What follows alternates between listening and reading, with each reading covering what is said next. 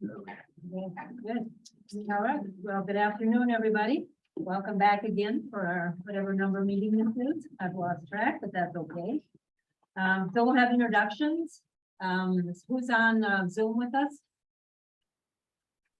Stevie, Stevie Plummer. Okay. And Hillary?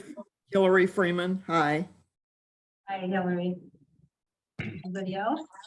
Anton Moody's here too. Okay, Moody. Anybody else? Plamen Dimitrov. Who is that? Well, Plowman's on, Oh, Plowman, okay. Yeah. and Brady Powers is just coming in, Physically or on Zoom? on Zoom. Okay. Good. All right, so most everybody is on board here. We have a couple of folks in the audience. Want to introduce yourself? Sure, I'm Bruce Martinston from Golden. Alternative.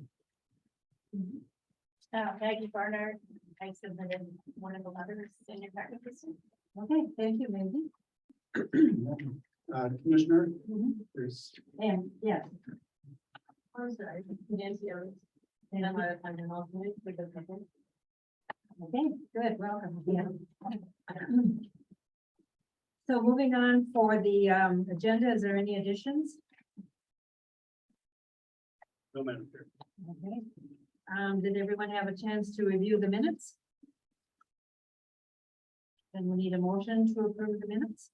Okay, thank you. We have a second? Okay. All in favor? All right. Opposed, same sign.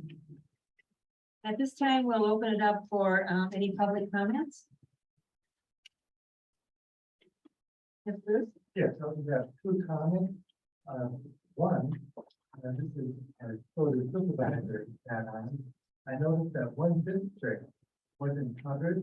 I think Tim can attest to it, the shorter mixed use district didn't allow for, vacation home rental. So that's not on the list that you were looking at. You might want to look at that.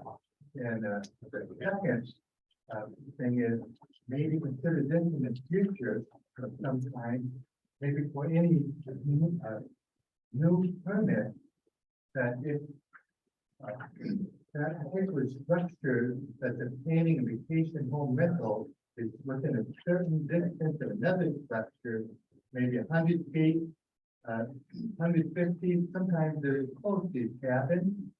Written permission, must be obtained from, that property owner. It's something to think about. That's all. Okay, thank you. Anybody else? And Madam Chair, I will state that we did get letters. I did email out all of the correspondence. There was one from the Coalition of Lake Associations. I see Alice here. But we did get something in writing from the Coalition of Lake Associations for the public comment. Bruce, we do have that. That was an oversight. I just looked in the ordinance and that is listed correctly in the ordinance itself. So looking at that, probably the grid is what you were talking about. So that it is correct in the ordinance, not on, just an oversight. Okay, then we'll look for a further update from Bob. Yes, and I don't have any really changes. We've been kind of modifying and tweaking. I don't know if you guys have been using the dashboard, but you see that the numbers now are reflecting, if you take the number of units, less the number of licenses, it shows the number of unlicensed units properly. It might be off by one. And the reason that we were having a problem with that, it may have been corrected by now, but there was one property that has 2 units and it has a license, so it's just not calculating that unlicensed unit on that property, right? But I think everything should be up to date. I'll be getting a list from Joseph of any of the new licenses in the last couple of weeks, and I'll go in and continue to make updates. In fact, I added one to the dashboard this morning from Carewood Trail. That was a recent sale that they remodeled. Yeah, and I just did a recount. We're up to 280. And the information I had previously sent to Bob, he pointed out there were, excuse me, so make more sense. He pointed out there were a few duplicates in there. and I didn't catch them, so this was my bad. But there was a total, I just did a sort on everything by parcel identification number, compared everything. I just completed that. I found 4 duplicates, so those will be getting refunds. And, but with the 4 duplicates, we still have 280 licenses.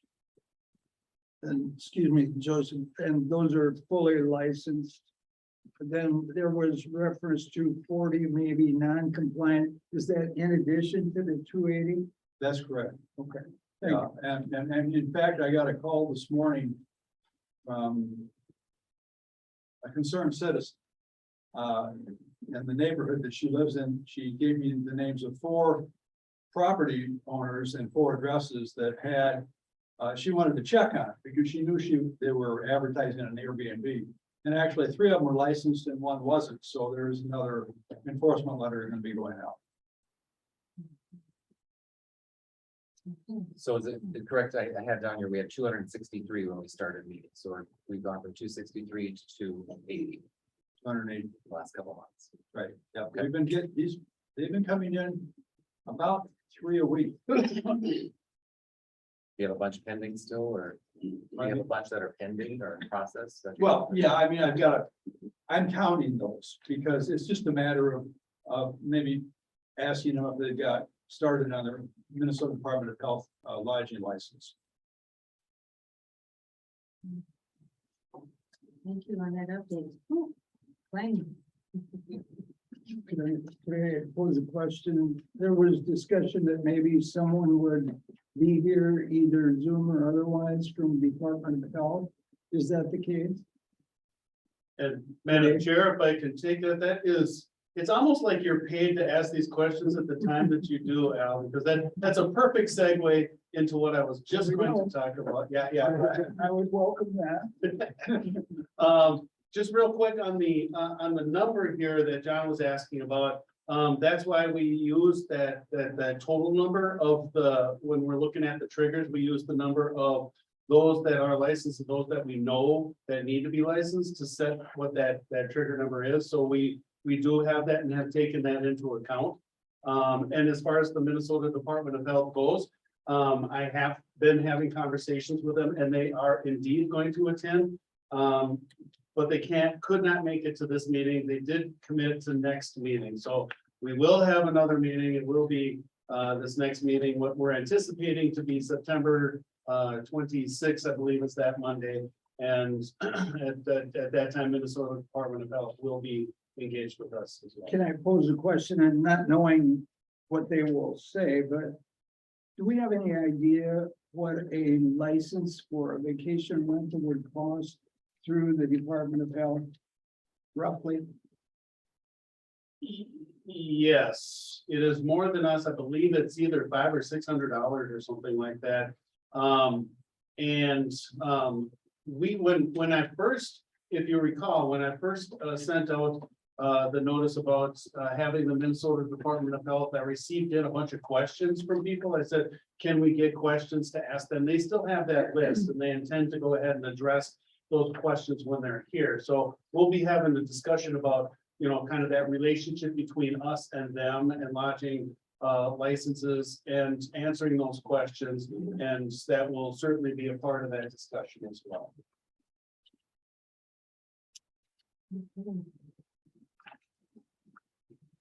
All right, Bob, anything else? I don't have anything else. All right, thank you. So do we want to move on then, Tim, to the ordinance provisions discussion? Okay, thank you, Madam Chair. We have left off at section 5.4. We are starting then to plow through the rest of this. We just have a few pages left on this particular document, which are the actual existing provisions within the ordinance. And so we will go over each one of those as we had in the previous meeting, starting with section 5.5, which is the license fees. License fees will be established by the Cook County Board of Commissioners and published in the fee schedule. And I will say that the way that ordinances and fees generally work is that the ordinance grants authorization for the fees to be had and assigns those fees to the fee schedule. There's an official county fee schedule. So that whenever that fee schedule, that can be changed at any time. And anytime we change that fee schedule, we don't have to reopen the whole ordinance again. So it's designated for that. So whatever, we can just be okay with this. Or we can talk about what what people want to recommend as a fee being right now at this particular time. But all this is doing is saying that, yes, there's going to be a fee, and that fee is going to be assigned to the Cook County ordinance. It says vacation rental operations that register after the stated deadline for registration will pay the registration fee. It could be subject to after the fact if enforcement action is required. And we had talked already last time about shortening up that time period for people who aren't licensed to go ahead and get their license so that we can bring everybody into the fold. So that is that section. So we can leave it up to the group as to whether you want to just accept that, and then we'll talk about fees, the actual fees at another time, or if you want to talk about the fees right at this particular time. And I will say too, I'm just going to throw this in real quick, is that we did have some discussions with a subgroup regarding vacation rentals that are associated with the resort, because we basically have two main categories of vacation rentals, those that are vacation rental homes, you know, along Cascade Beach Road or wherever the case may be, and you have your particular lists of issues that are with those, noise, trespass, all of those particular things, and then you have your vacation rentals as they are identified right now, that are actually part of self-owned and sometimes self-managed, sometimes managed through a management company. Sometimes they want to manage through the HOA or the resort, but those are kind of a different animal. So we decided to kind of pair off that discussion specifically about the resorts ones, and then focus this group currently on those operations that are vacation rental homes, more so.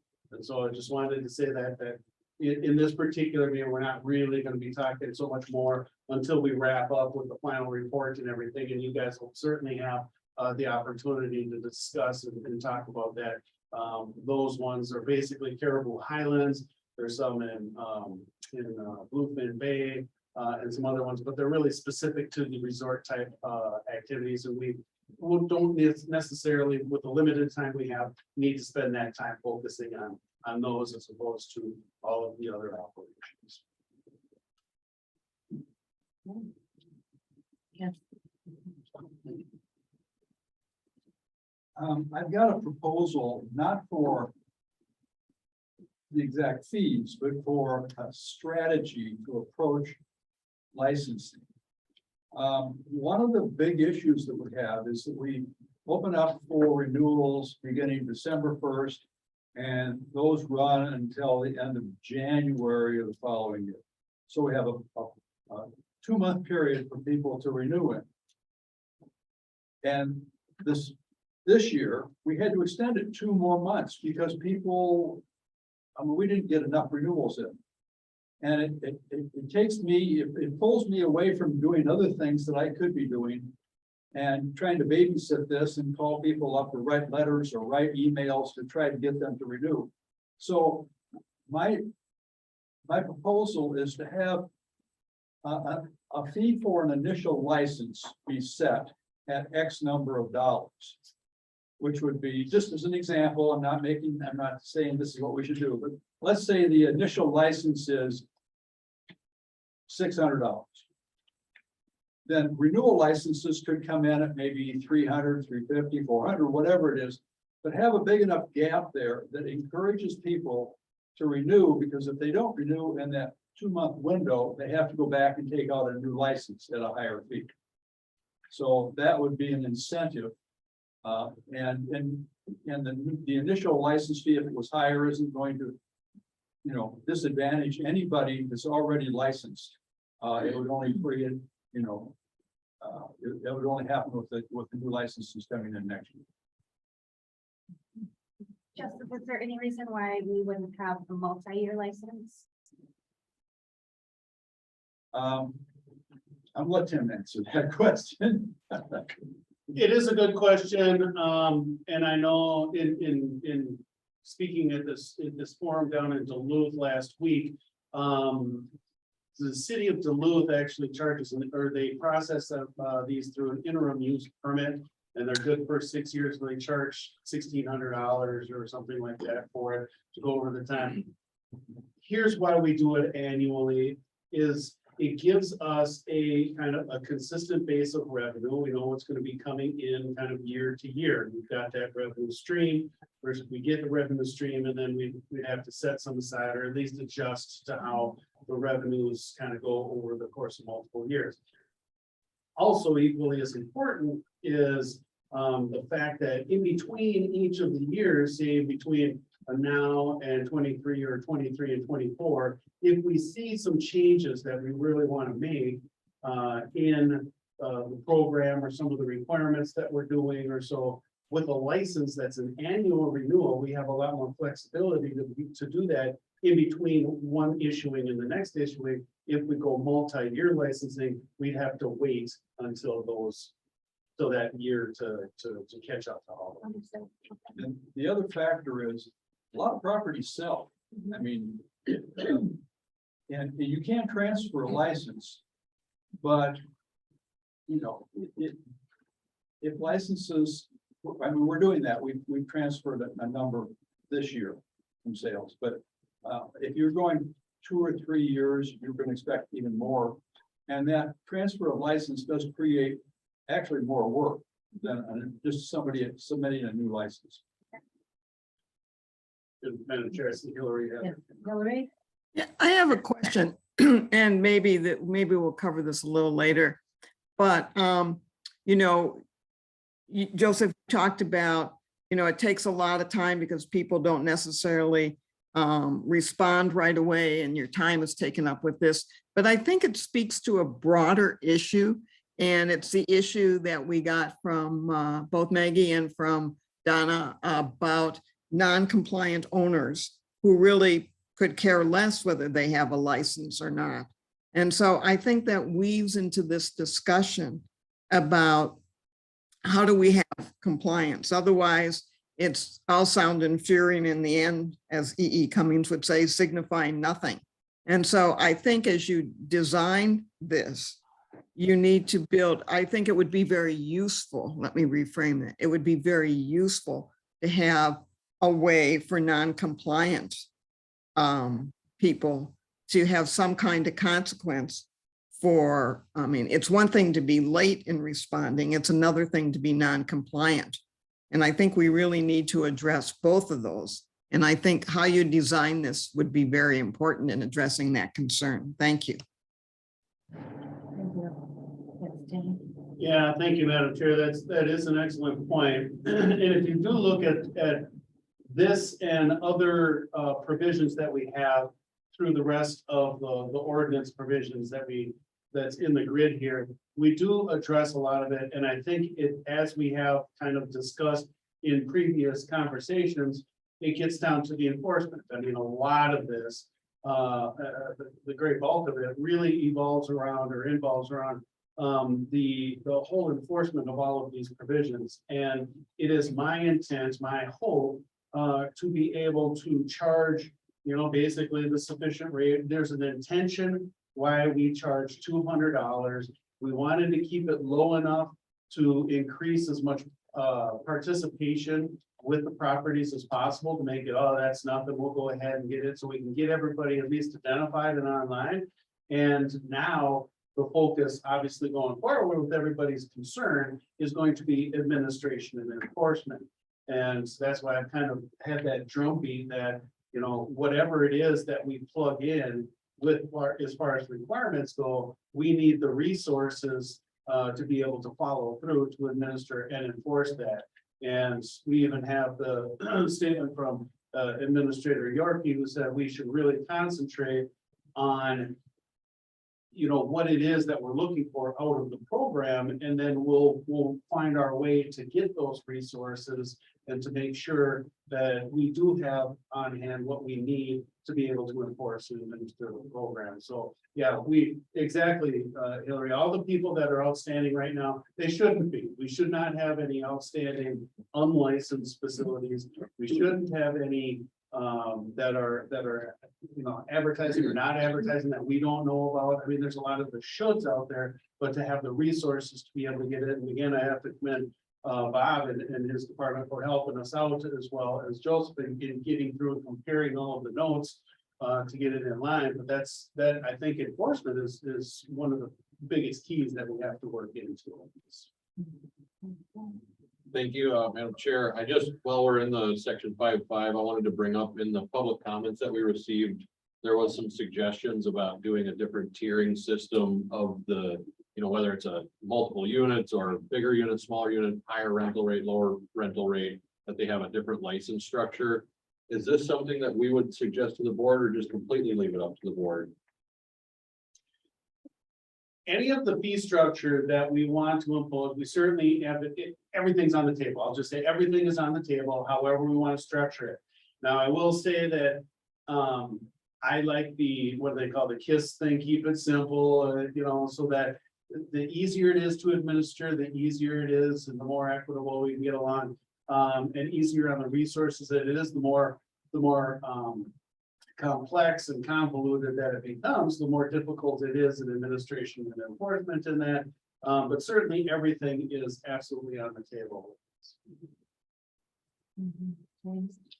Thank you, Madam Chair, and I would say, I mean, in response to the question about, do we let the board simply decide, or do we provide a recommendation? I think it's always good to provide a recommendation as a starting point, so that the board isn't just kind of grasping for a strategy.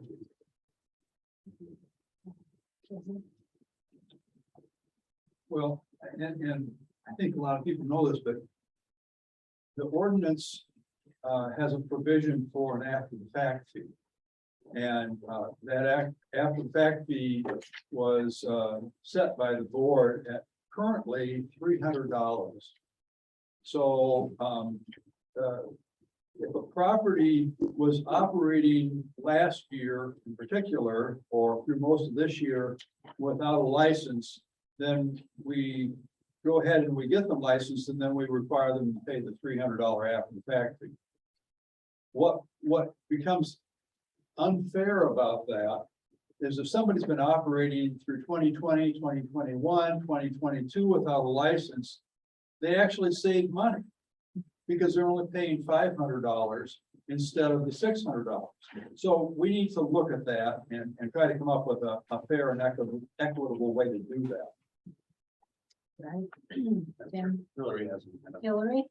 Yeah, I think, and maybe it's a redundancy here, but I would wonder if the complaints that we receive, such as an example of the 2 letters that were received to the committee, are really non-compliant owners. So that non-compliant owners are not only non-compliant in, getting a license, but non-compliant in how they operate their property. So it's a double-edged sword, because it would appear that the non-compliant owners are also the ones who may not also be compliant with other rules and care much about what happens to surrounding property.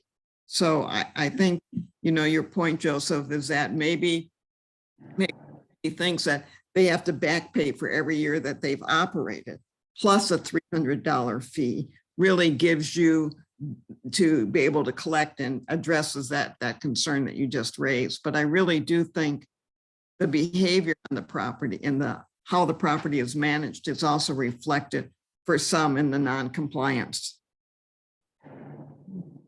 Thank you. It's a lot to think about when you're really dealing with some people who aren't cooperating right from the beginning. So it's a little scary for the enforcement. Yeah. Well, and Madam Chair, we also run into the real difficulty in the terms that an after the fact fee in and of itself it cannot be punitive in nature. It would be wonderful if we could assign an after the fact fee that would be so egregious. It would be like $2,000 or something like that, that would really make an impact on someone. by law, the after the fact fee has to be commensurate with the additional services, and resources that it would take to actually process that. So we can't jack it up without some sort of rationale or basis as to why it has to be more than that. And where we can do the fines and penalties, as we'll get into the rest of this, because we do have the ability to set fines, penalties, or whatever, but it's only through the county attorney's office and through the misdemeanor approach. If any violation of any county level ordinance, again, is a misdemeanor and has to be processed through those courts. Unless we all lobby the Minnesota legislature and get administrative penalty order ability for the counties to be able to use, we don't have that at this time, and it's unfortunate.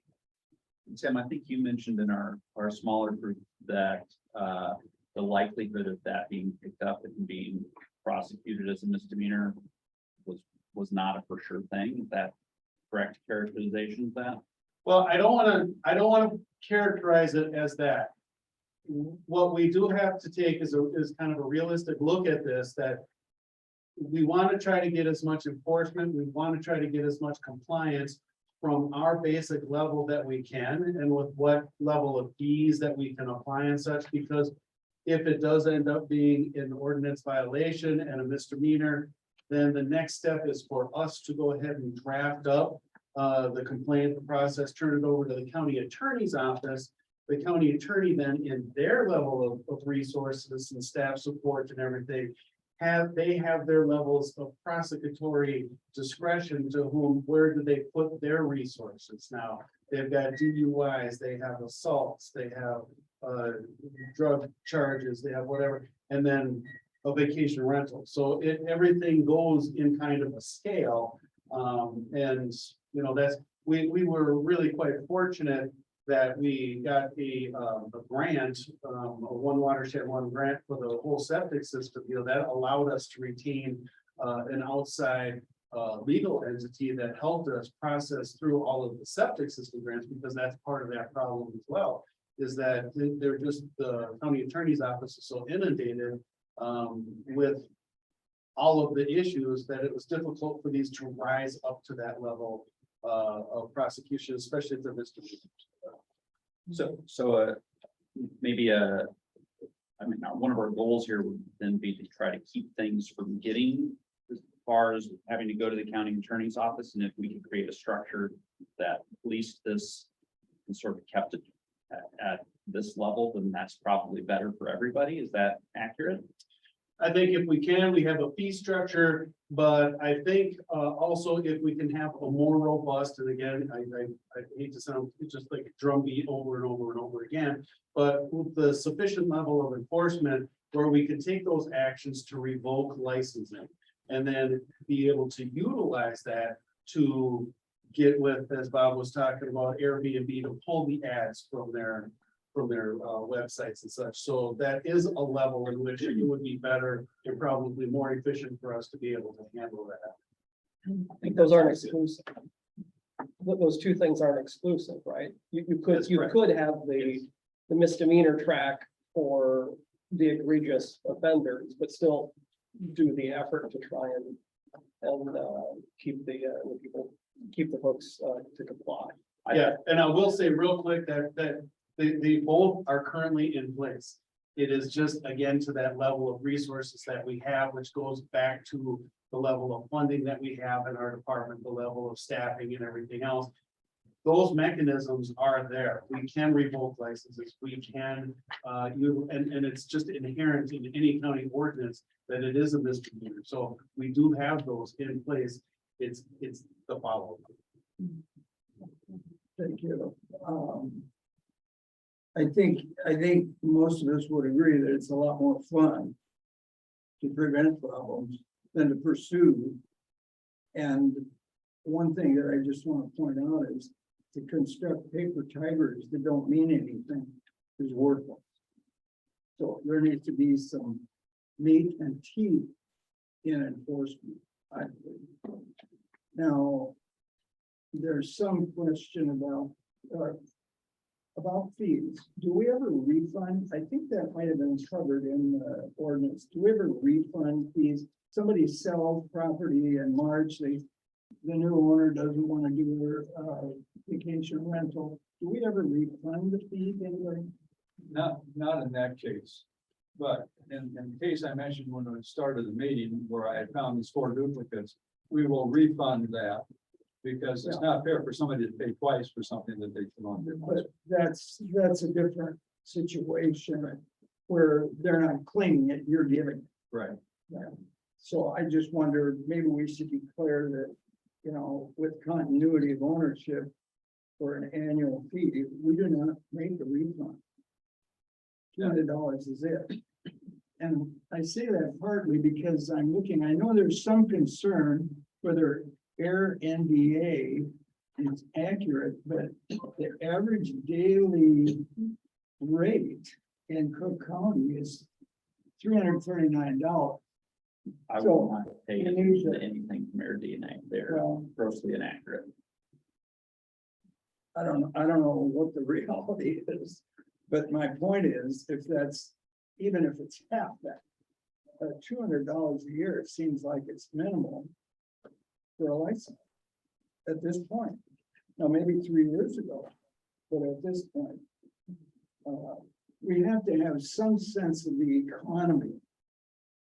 And if income is going to be anywhere near $300 a night, it seems to be an annual license to be able to charge that of $200 is trivial.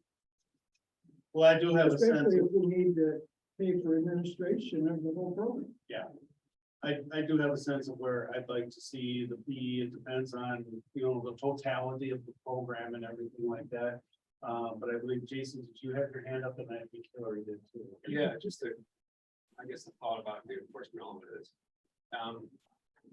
So that it sounds like there is a path to enforcement that challenges the log jam, so to speak, of the legal process and the capacity of our attorney's office to one, to do it, to prioritize it, all of this. So there is a pathway. It's not that we don't have teeth, it's just the teeth we have are kind of preoccupied with other important things, right?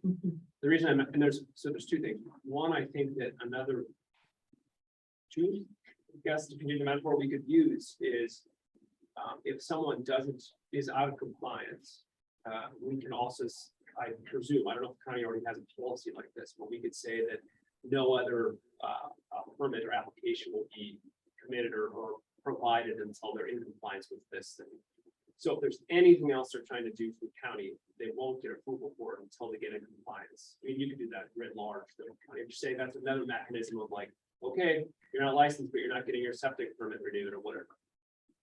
I'm not sure of the legalities of that, but that's a very theoretically an easy thing to do, to say, you know, you have to be, because they get pay your lodging taxes, you have to be up to date on these things before we give you other rights. So that's one idea. And the second thing is just because the process is cumbersome and difficult to actually use the teeth, we still have the teeth. So I don't think that should preclude us from doing this sort of enforcement and putting the fines on folks. And the reality is most quote unquote, I would say there are a few bad actors who will do that regardless. Like they will just try to get away with it because they don't believe in it, whatever the reasons are, they'll just try to slip by. Most people, even with fines, will try or eventually find their way to paying those things. So all I'm trying to say is there may be creative ways we can explore teeth. And also we shouldn't let that dictate whether or not we actually have the fees that we would be required to fund the enforcement we do. Okay, thank you. Hillary? I just want to add 2 things. Number one, when I worked in the city of Minneapolis and was dealing with enforcement, we had, of course, a rental license ordinance, which, you know, it's something else. But what we did have for home-owned properties, whether they were homesteaded or non-homesteaded, it's something called the state nuisance law. It's a statewide ordinance that the county attorney's office used to prevent the owner from use of a property for up to a year by enforcement of the state nuisance law. And the state nuisance law dealt with nuisance properties that were not rental. And when I worked there, we were able to at least revoke 6 or 7 homestead properties using the state nuisance law. So there is something that exists. And I know that I've mentioned that before, but so there is something that if you're dealing with, if we want to separate out the non-compliant owners, and then you've got non-compliant owners with nuisance properties, such as we heard about today. And if there's documentation and, you know, police calls for service to that property, then you do have a tool that's on the books that's good for the entire state. That's why it's called a state nuisance law. So I just want to make people aware of that, because I've used that when I worked in the city of Minneapolis and worked with the county attorney's office. Now, you know, I know it's a whole different scale, so I don't mean to imply anything in respecting the workload of Molly's office, but I do know that we do have this state tool. So I want to make sure that people are aware of it and have that. And so I think maybe what we say as a committee is that we ask you to look at what would be appropriate fees for license. How do we deal with non-compliance?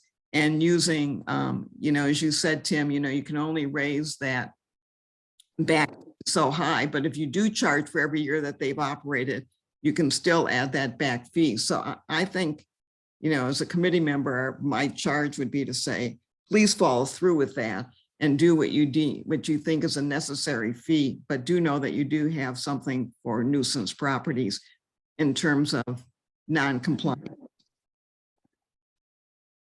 Thank you on that. I like the word nuisance. Tim? Yeah, thank you. And thank you, Hillary. We actually do utilize that law from time to time. It's 145A. We have environmental health in our department as well. And we do have, sometimes we have hoarding houses, sometimes we have mold issues that translates into that. And we use that probably a handful times a year on that, when it rises to that level where we can utilize that. But we are aware of that law, and we have utilized it successfully. Generally, when we're working with the nuisance, so we have to work with the Public Health and Human Services as well as the county attorney's office to try to correct situations. More so than just immediately shutting something down. But yeah, it is a good tool, and it is statewide. Joseph, you had mentioned that host compliance said that we were one of the lowest for fees, and are they able or willing to share with us what some of the other, you know, cities are doing in our region or similar demographics that are areas that we have, what they are charging? They actually have, I think he's hired as a consultant who works with municipalities and counties and jurisdictions all over the United States. And they're willing to share with us their ordinances, you know, what they've done in their communities and stuff. So that is a good resource. I will dovetail and add into that we did, when we went on request for proposals onto this, we did speak with a lot of jurisdictions who have been utilizing this service, host compliance, and some of the other ones.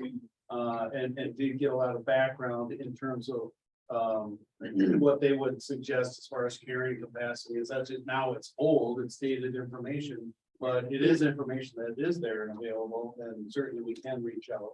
And yes, we are on the website. I'm just wondering if there shouldn't be a section within the ordinance that talks about revoking license, like the pathway to revoke a license. Because what I'm hearing a little bit is that where there might be a, you know, misdemeanor T for enforcement, but there's, if we can't do any punitive charges for nuisance behavior, or if a neighbor can't, if there's people can't be fined for behavioral stuff, the only real teeth that we have is revoking of a license. And so I'm just wondering if revoking shouldn't have its own section and a pathway or steps or violations that would lead to a revoking of a license.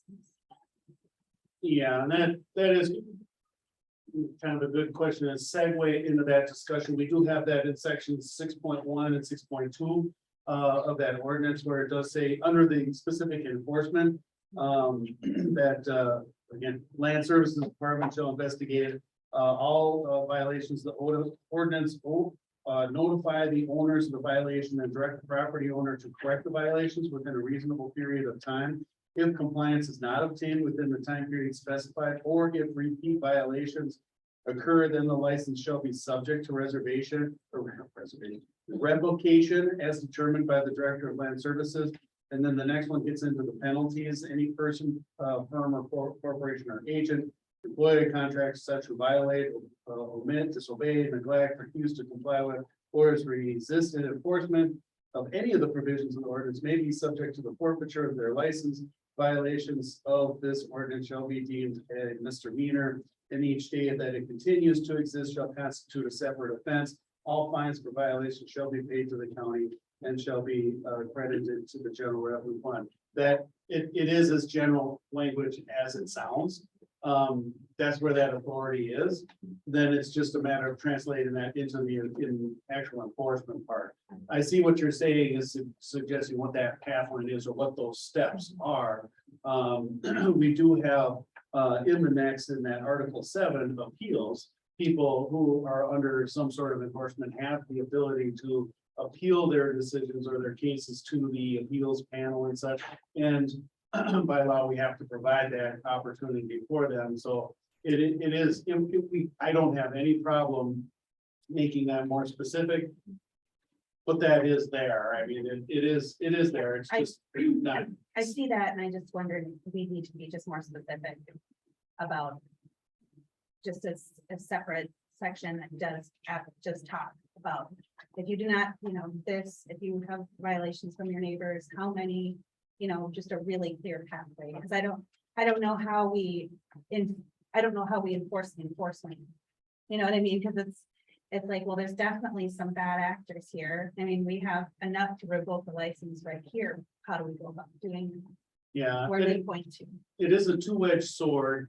I have found in the time that I've done this in the 3 different counties is that when we have, you have your option to have kind of generalized language, or you have option to have a real specific language. I mean, we could have a 9-volume page zoning ordinance if we wanted to be real specific about it.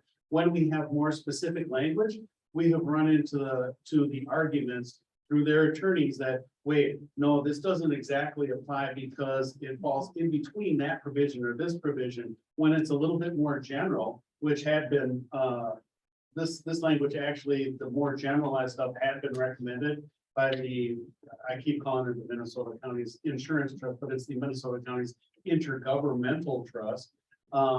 They recommend that more generalized, which gives us the flexibility to say, no, we include that. Then they can appeal that on that appeals panel, and they can appeal it to the Board of Adjustment. And then if they're not able to do that, then they appeal it to the district court.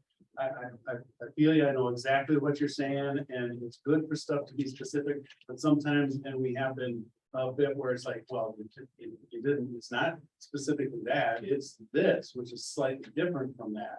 So it's more, what I would say is the ability and the resources for us to attack it.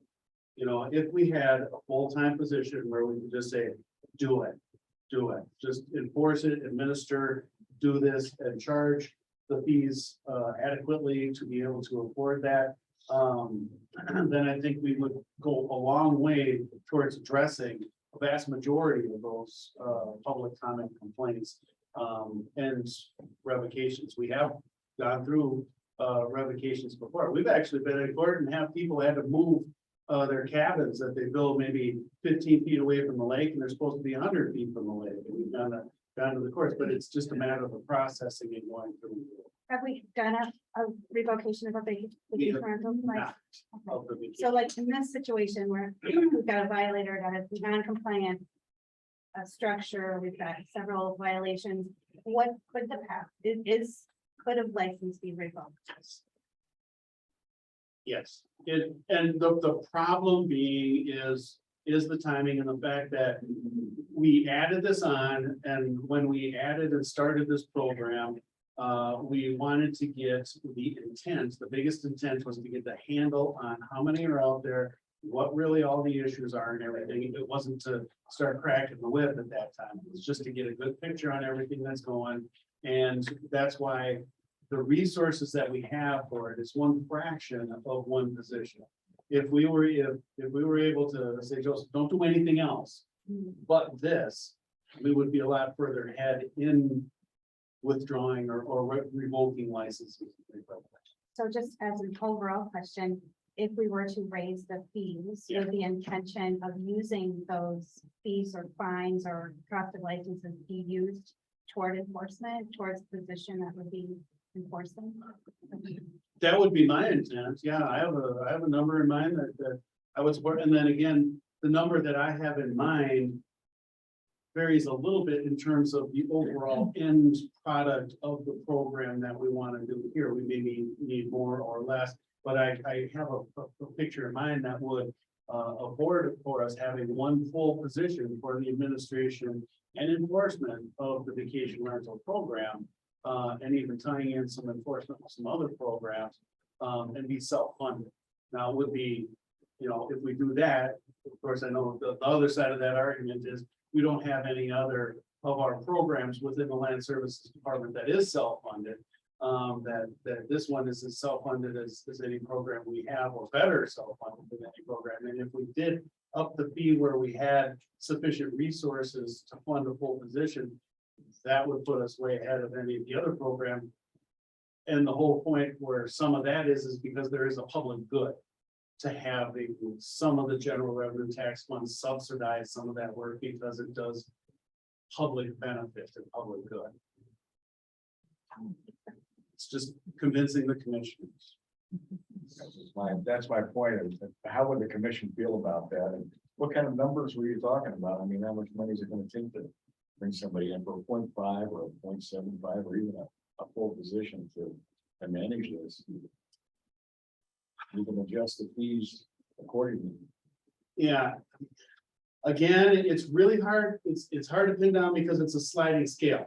How much are we going to do? How much are we adding in with regards to the vacation rentals in the resort community as well? Do we deal with each one of those individually? Do we deal with them collectively as the resort? Do we deal, and how much do we deal with the other ones? Somebody, had suggested or sent a letter out, note saying $350. They'd recommend. I ran the numbers at $400 a license. It's doubling the license, still keeping us on the low side, would pay for a position and for the host compliance service that we have. Okay. Question.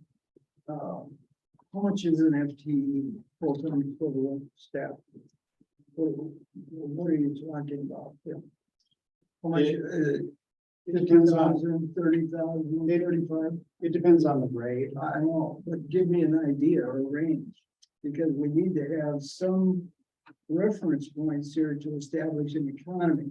And if you're saying self-funded, meaning that the revenue from licenses and maybe from additional non-homestead tax base would fund it. I don't know, but I think I'm interested in hearing how much is an FTE going to cost? Is it going to be 35,000, 50,000? Higher. Higher, okay. Yeah. It's gonna be closer to like 100, because I mean, our benefits, assuming, well, I don't want to get too far out in front of this, but I mean, if, let's say the salary is 50,000 a year, benefits are another 38% on top of that. So if we have 400 times 200, what's that, $80,000 a year? I just did For 290, license. 290 of 400 to 116. So We're looking at 20. Go plus or minus 20 for a host compliance. yeah, if we go to $400 a year times 400, that'd be what? 160 Your mental math. times 400. 400. Yeah. And you said times 400 units? Or Let's let's say do the we 350. double, let's say we 350. double the license fee per year. And we had 400 licenses. So if we did just the 350, like we're anticipating or we're estimating at this point between those that are licensed and those that need license. So if we just shot 358 units at the $400 is 140,000. Okay, so that might cover a position and some support, Yes. because you're gonna need to have some other kind of maybe clerical or material support for that person. Yes. Can I, Several question, I mean, you're dealing with a lot of these from the business side of the vacation rental. Are these fees fitting with what would be feasible? I Or think 400 is just fine. The only additional point I would make is that we keep talking about having this program pay for itself. A question that I would have is how many other county programs pay for themselves? But I'm not opposed to the 400. I think it works. I think it's appropriate. I have seen too in some of the other places like out west that they do charge differently for organizations like Steve that are professional property managers. Than they do for individual licenses. Where there's a fee structure that kind of calculates that professional manager and the expectations and the behavior conducted related to that professional. We've seen that in like Colorado, and Durango was the one that was specific to that. It had two very different fee structures. I don't think we should charge Steve more. I really do think we need to know what in context, where we are, where we fit. I mean, rates are a lot higher on the North Shore than they are in other parts of the state. And so as our fee structure anywhere competitive with the rest of the state, if we're still the lowest, do we really need to be there? I think we might be leaving a lot of money on the table. So I will say that every time we fire up these committees, I do send surveys out to all the different counties that are out there to ask for their feedback in terms of what they are doing, how much they're charging for this, how do they process them? And the one thing that, as in every topic, I send a survey out to all the counties is it is 100% across the board. I mean, you can't pin down a trend with the county structure. A lot of them will do them by virtue of interim use permits, but then you're looking at counties that have 40 operations total. We could do 40 interim use permits. We're not doing 200 or 358 interim use permits, so every county is unique and it's different. You have, I'm talking a lot right now to a friend of mine over by the Alexandria area. They're very efficient in the way that they do it. So I'm actively trying to kind of glean what the different counties are that are destination counties that are similar to our kind of scenarios that we have. And I'm specifically looking for those two that have our vacation rentals inside of resorts and that kind of trends that we see a little bit more so, and that we'll see even more now with the popular condos and everything else that we see that open up. So I'm certainly, they haven't heard from me in a couple of months, so I can absolutely send another survey out to see, where folks are, because I did that back at the whole beginning. Well, it might have been the spring when I did that. And I think y'all might have got a copy of it. Good question. Hi. I'm thinking, oh, I'm sorry, Hillary, she's had her hand up for a while. So- Yeah, I don't want to get too bogged down in this rabbit hole. I keep thinking that we're an advisory committee. We're not here to help you figure out your FTEs and how much you do that. I think that you have a good sense of knowing that we think that the fee structure probably needs to be increased. It's kind of like for members here sitting and trying to figure out a number doesn't work for me as an advisory committee member. I think we're to advise you on where we'd like to see you go with this and so I don't want to get bogged down for another half-hour discussion on the amount of fees and blah, blah, blah. I think what you're hearing as a sense is that let's make sure our fees are, you know, competitive fees, that they meet what we need to be doing in today's current market. And I think the rest, again, as an advisory committee, is not to get into your hiring into other things, but to say, this is something on the committee. Otherwise, we could spend another hour on this whole discussion and everybody offering their opinion about that. I think at some point we need to kind of move it on and keep going down the list. Okay, thank you. Are you gonna move it on, Jason? Yes, kind of. Yeah, I was going to agree and gently disagree with Hillary. Just very briefly, that I recognize an advisory committee's role is to advise. And I think that if I was a county commissioner, I would want specific recommendations. And I'm not saying drill down to the number like the salary and the start date. But the whole point of this committee is to come up with things to recommend to the board to consider. Otherwise, if we make just like far-reaching broad platitude, what's the point of us meeting for 3 months? So I appreciate and I agree with Hillary that we can't get too deep in the weeds. We have to come up with specific recommendations so the board can bring them, consider them, and then change the ordinance or not. Having said that, I think I'll agree with Hillary in that we don't need to know the absolute details, but I think if I was a commissioner and if I was the public, on one of those two things, then I would want to say, okay, I'm not opposed to the county funding another FTE or whatever, 0.5 or 0.6 or whatever the status is. But I would want to know exactly what that person is going to be doing to justify it and have a margin of error, a conservative margin of error for funding that rule. So to be able to, and I'm not going to get into the math of it, but be able to explicitly and easily show this is what we're proposing for the fund, for the fee.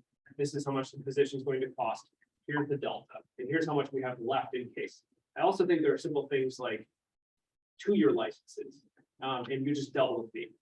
Like having run a B&B in the past, I would rather pay it up front and not have to pay. I mean, it's not a huge deal, but if I was going to run it for a few years anyway, I'll pay 2 years up front.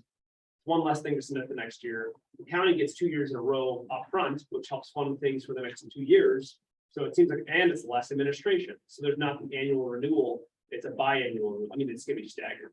But point is, I think we could come up with a, yes, we think we should do a position that helps enforcement and administration. But here's how we think it should be funded. And here's exactly what that we recommend that they're covering, not just in like, I'm not saying we come up with the enforcement, but I think that's the recommendation we would make is what exactly are they going to do?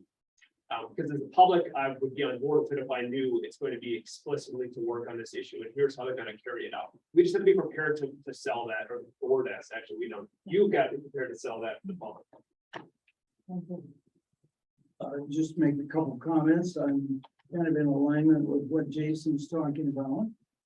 There is another way to deal with fees, and that would be an incremental stepwise raising over years. We are in a very volatile economy.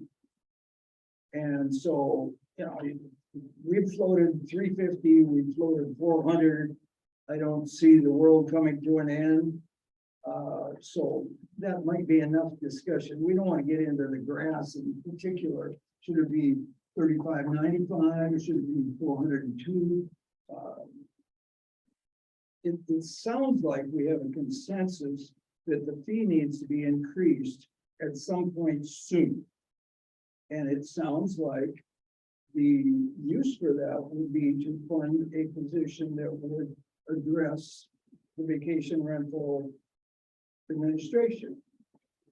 I do have a question though that might relate to funding, and I'm curious what the fee for post compliance is per year.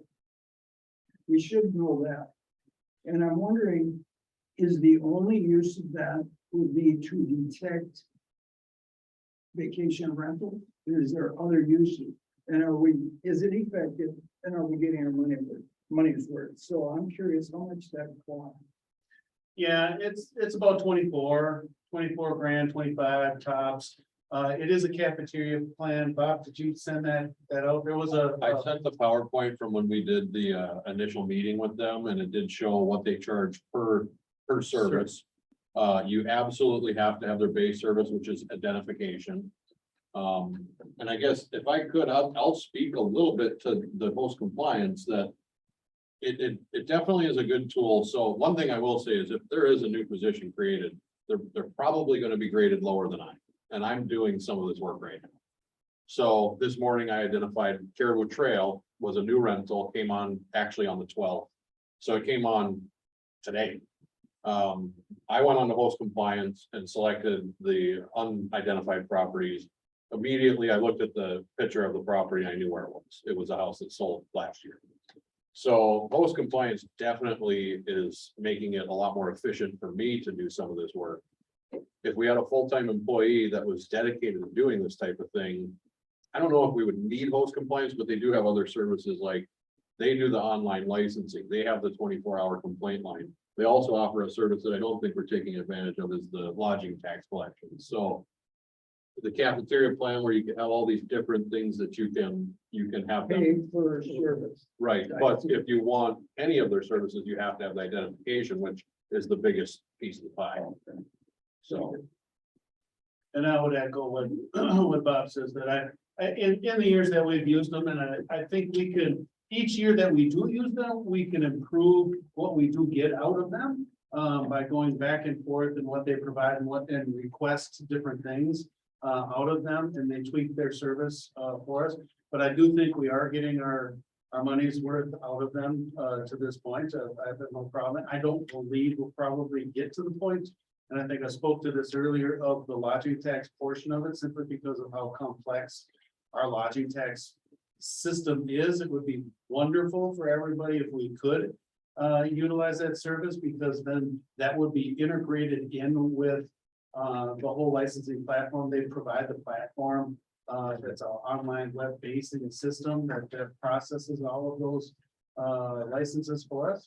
So it would be helpful. And yeah, like Bob said, and Jason, to your point, we wouldn't have a problem at all coming up with a job description and duty that would be certainly satisfactory for selling to the public in terms of taking care of, especially we have 580 responses to the survey that went out. So there's a lot of concerns out there. And if we did have somebody, and that's been our biggest problem, is that we have not had the FTEs out there to even work on it. So I think it could be a very easy sell.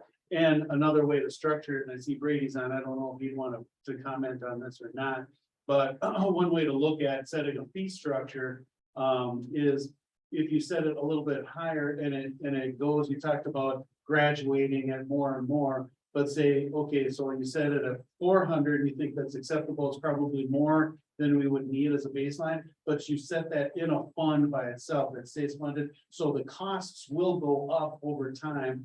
And over time, the fees that we get in will not at some point cover those costs, but it'll take years to get there. So we set it at this rate now, and then maybe 5 years, 10 years, we set it at another rate to be able to keep it up and have it in the dedicated fund. Okay, maybe, did you have? I just have one question related to the fee structure. What about a fine structure? I know we can't do punitive fines, but if this was to be identified, could we say set fines for violation that was called out within that fee or fine structure related to funding a position of enforcement? Yes, and only in the sense that we don't call it a fine, we call it an after the fact fee, but that after the fact fee can be applied on a continual basis. So you'll see ordinances that say, this, here's the penalty for this. It can be applied daily. So you can have a violation that recurs every week or so. And what it ultimately really becomes is a negotiating tool when it gets up into the court. So if somebody, and I've seen this a number of times, you get somebody with a junk vehicle violation and they haven't cleaned it up. Well, finally we get them in. And if you look and really assess it out at every day that there's a violation, the cost is exorbitant, but then it becomes between the judge, the person's attorney and the county attorney to negotiate what that ultimate cost will be. So it does provide that tool, but it's an after the fact fee that can be reapplied on a continual basis. Okay, so everybody hold all those thoughts. We try to move on to 5.6 because the next 3 items discussion is needed. So moving on to the health. Health license? Okay, 5.6, Minnesota Department of Health requires a lodging license to be issued by their agencies prior to the operator renting a home or cabin to the public. It is the operator's responsibility to contact the MPH about their licensing requirements. That's basically, you're saying it's up to every person who's going to do vacation rental. It's up to them to get that contact. We assist them. We won't provide the links, we'll provide the points of contact, but it's their responsibility to go ahead and make that happen. So I don't expect too much concern about that. What's the question about like what's needed for discussion? No, there's no. Oh, did I put down discussion needed? Yeah. No, let's strike that. There really shouldn't be much of a discussion about that one at all. So 5.7, Cook County lodging tax to remain in compliance with the requirements of this ordinance. The operator of the vacation rental property must submit a report and pay the required Cook County lodging tax at intervals specified by the Cook County auditor. Failure to pay the lodging tax by the required deadline may result in the revocation of the property's Cook County vacation rental license. There again, speaking to your point, Emily, that is a black and white case in where we could revoke the license. It's not, the problem that we have is basically getting that information from the auditor's office. They have their systems and their ways of collecting that lodging taxes. Sometimes they come in a bulk form and not identified per property. Sometimes they're identified just by the property. So they have to, we basically go to them to ask them, are you getting paid for their lodging license? They have to, or their lodging tax. And so it is important. That's why I would love for us to be able to utilize that tool from host compliance. But again, each area, like the GTA or LTTA, has their own taxing and their own systems for doing that. That makes it very difficult for us to end up with that information. We require, yes, we need that information. It's translating how we get that information. And so we've had discussions with the auditor's office as to how to make that happen in a more succinct fashion. And we just submit them a spreadsheet. It seems to be the easiest thing for us to be able to submit them a spreadsheet, and then they come back and have the little check mark or a reconciliation of all those that have and all those that haven't. And bam, there we have it. So that's what we just need to get, is that streamlining in. And a consistency within, who's reporting, how they're advertising, Yes. that ties into that. Yes. Joseph? Well, one of my jobs is to inform people that are signing up for the first time that they need to pay the lodging tax. So there's an education process that has to be done here. And that's because people that are advertising through Airbnb or VRBO.com say, well, hey, they're collecting the tax, but they don't know that they're collecting just the sales tax. They're not collecting the lodging tax. So I've been directing people to Kelly Berg in an auditor's office, and she's the primary contact. I will occasionally send her my updated list of vacation rentals. But we need to come up with frankly, in my opinion, a system where I can go in and electronically check to see if that lodging tax has been paid or not, instead of having to call somebody up and bother them about it. So that's a coordination effort between the auditor's office and land services, and we can come up with something that should work on that. Madam Chair, I would suggest that we create a team and have a spreadsheet of the teams folder, because it's a live update. It's a live update. If there's updates from the auditor's office, as they're making them, it'll pop up on your spreadsheet. Yeah, and I think that is something that we can do internally, and that is something that we have had those internal discussions on, and I think it's just a natural course of action that we do that in. Yeah, Steve? Yeah, I think it might also be a good idea for the county to talk about the difference between paying the lodging tax and having to pay the proper amount of lodging tax, and what mechanism you're going to use to audit that, because right now, I don't know that there is any mechanism for that, and I'm afraid that folks know that. That is a very good point, Mr. Sturba. And this is where you have those kind of division of duties. We've had, from the land services standpoint, from 1984 until 3 years ago, as I've told everybody, vacation rentals has just been permitted uses. We've never dealt with lodging tax. We've never dealt with any oversight of them. We finally institute this ordinance. We have no, from land services department, involvement in lodging tax, period. And so we trust and rely on the auditor's office, and we trust to rely on the assessor's office to get the correct assessment down for those things. And it's making sure we get those connections, and you're absolutely right. How much do you need? And that's where that reporting, and we have in here the language that they have to report. We kind of put that in, presuming that that report is going to accurately reflect the amount of revenue generated, the amounts of things slept. I mean, I guess we could be specific about what that report looks like, but then again, when we are specific, anytime we change it, we'd have to reopen the ordinance again. So, with host compliance, I know that it's too complex the way we have a bunch of different taxing districts, and I think they pay different rates in different districts. But host compliance does do some cross auditing of what is paid in lodging tax versus the booking calendars. The problem there is that if somebody blocks it off for personal use, you don't really know that, but it does give you a general idea, is this person way under reporting or over reporting? They also look at reviews. Not everybody leaves reviews, but host compliance does have a means of auditing lodging tax. Again, that's another expense that we currently we haven't opted for that. Remember what that expense was, and I'm gonna look for your. If you can find that PowerPoint that I emailed out, it should show it on probably towards the back third of the presentation. Okay, I found it. Even if they flag it as maybe being out of compliance, then it's always the question of, then what do you do? Yeah, Forensic audit, chase it down, and that's probably the most cumbersome part of it. Yeah, I had a conversation with Attorney Hicken years ago on this.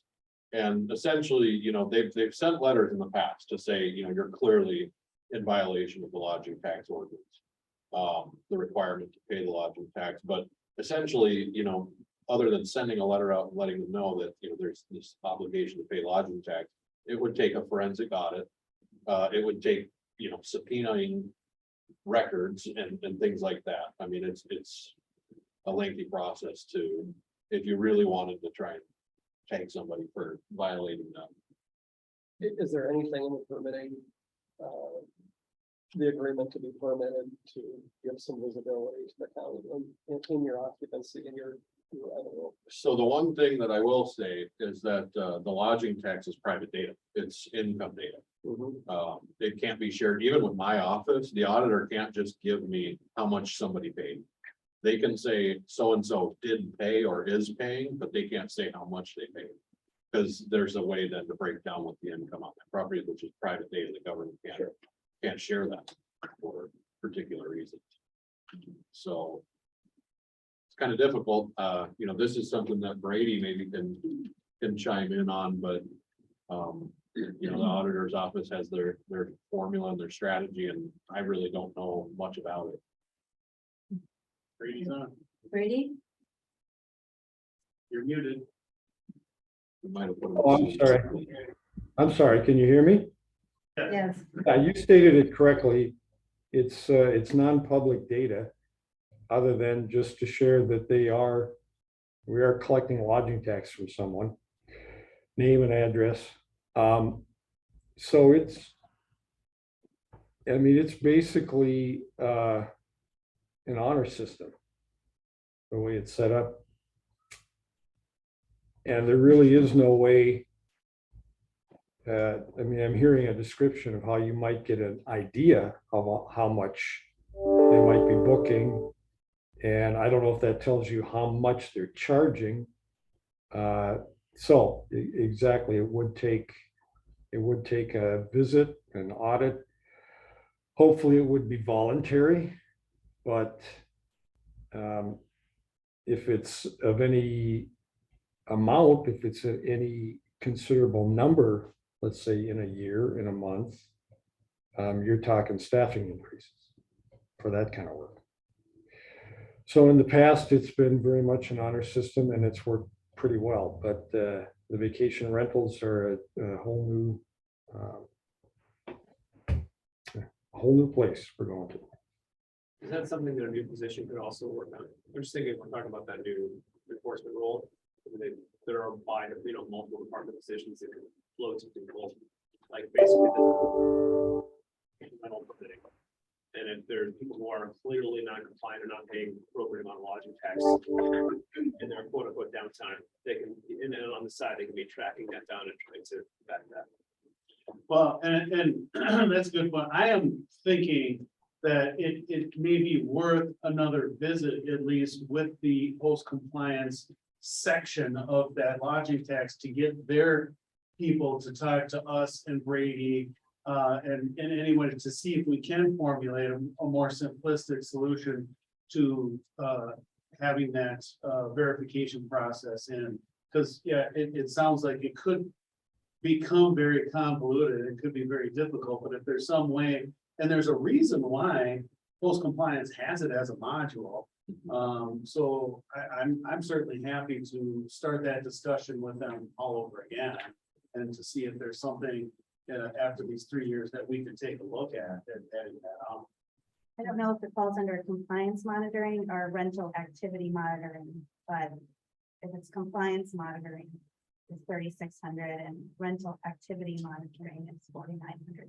So if you go back a page, that was the total they gave us based on the number of units at the time. If you go back a page, it tells you per rental unit, how much they charge. Okay. $19 for rental activity monitoring, compliance monitoring, $14 per year. And do we have the rental activity monitoring right now? That must be the lodging. I mean, that's not the collection of lodging tax. There isn't a category on there that says specifically says lodging tax. Rental activity monitoring and tax collection support is one Yeah. thing. So that is the. $19 a that is- parcel. Yep. And is that probably the most expensive module they offer? Mobile registration is 19 and address identification is 27 a year. So it's doable. I mean, it's certainly worth having that discussion with them. Again, like I said, we are right in the midst of the renegotiation of the agreement with them for going into the next year anyway. So why not? We'll have this discussion. And if I recall correctly, the reason why we kind of opted out for it was that the way we collect is we take checks. Yeah. We take checks and have a spreadsheet, and it just was too hard to incorporate and do that auditing in the auditor's office, because now it adds a whole other level And of. Airbnb collects state taxes, right? They collect the state and the county tax, but they don't collect the lodging tax? Sales. Or they collect sales tax? Yeah. Do they collect the county tax? No, No, They so that's don't. remitted. yeah, but exactly, as was stated earlier, they collect sales tax. They do not collect lodging tax, but they don't tell their customers what they do. They let them believe that they collect everything. So it's really, it's the education piece and coming from the county and the community, like, hey, whatever platform you use, and before we give you this license, you still gotta pay lodging tax.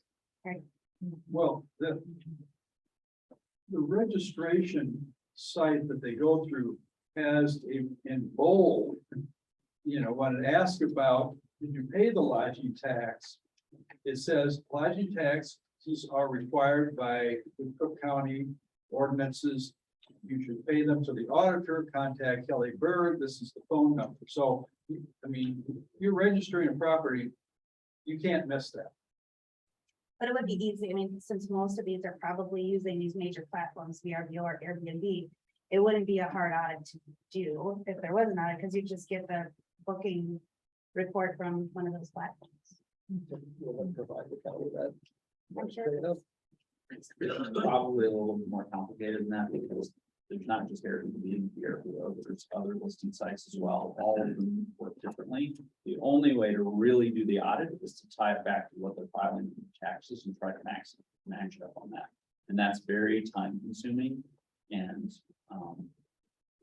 I wish there was an easier way to do that. When they came to audit us, there was a guy from the state in our office for over 2 weeks. And then he went back to wherever else and finished it up, and it took 3 months. So I don't have a great answer for it, other than just say it's very complicated. In your surveys, have you found out what other jurisdictions are doing to get through this? Actually, there's not a lot of jurisdictions utilizing the host compliance type of platform. There's getting more and more. As a matter of fact, I was contacted by the city of Minneapolis to give them recommendations as to whether we would recommend that they use it or not. In terms of the lodging tax, a lot of the jurisdictions don't have quite the segmented districting that we have with lodging taxes. They may have a one set lodging tax for the whole county, which would make it a whole lot easier for them to collect. So our survey the survey that I sent out hasn't involved a lot of detail with regards to that, but this one I sent out based off of this discussion we're having. I think I'll include a little bit more. And the reporting that that Brady's office gets does include occupancy, right? Well, that's a question for Brady. No. It's just, what are your sales and here's your lodging tax rate, et cetera. And then it's over 150 nights in a unit. Yeah, I won't say what the rate is, just the total sales. Right, I'm just wondering about occupancy. That's why that's why the LTT and Physical County is doing that desk metrics survey. But they don't think it. As far as I know, it doesn't matter if they rent it 10 times or 250 times, they need to pay lodging tax for every percentage of. Right, but if you get occupancy, you can get some idea what's Right. realistic. I mean, Area is for taxes. we could create a template for a report that they would have to submit. You know, how many nights is booked, what are their nightly rate? The nightly rates are so dynamic now with the online platforms that you can't just say, oh, this property runs for $350 a night, because it might be $350 a night in the winter. It would get you a $550 ballpark, a but it night. would also get you an idea of who might be drastically undercutting it and worth the second blow. I think that would be a good idea for a lot of different reasons, just the total rents collected, number of units and number of nights on the lodging tax, I think would get. And you said that the air DNA is way off. Yeah, so when I've looked at Air DNA and cross-referenced for properties that we manage ourselves, Air DNA is very, very like out of whack to the high side. Sure. Which causes all sorts of problems. Because then I get called like. every Why am I week, not like- making that? Yeah, exactly. Yeah. So. What, I mean, what, just kind of in your experience, and you've got more experience than anybody in here on short-term rentals is, you know, what is a realistic ADR for this group to be thinking, just having in their head, and what's a realistic occupancy number? To kind of get ballparks. Like, I don't promise anything to anybody because it's so highly differential between where the property is located, what kind of amenities it has, how big it is, and so on. So Really, yes, is the Destiny metrics that Visit Cook County is doing, a number of resorts are participating in. And I think August, Cook County ADR was in the ballpark of $250 a night. I mean, is that comparable? I mean, they're mostly resorts that are reporting, so it's similar to a yeah, separate it'd be home. similar to that. Okay.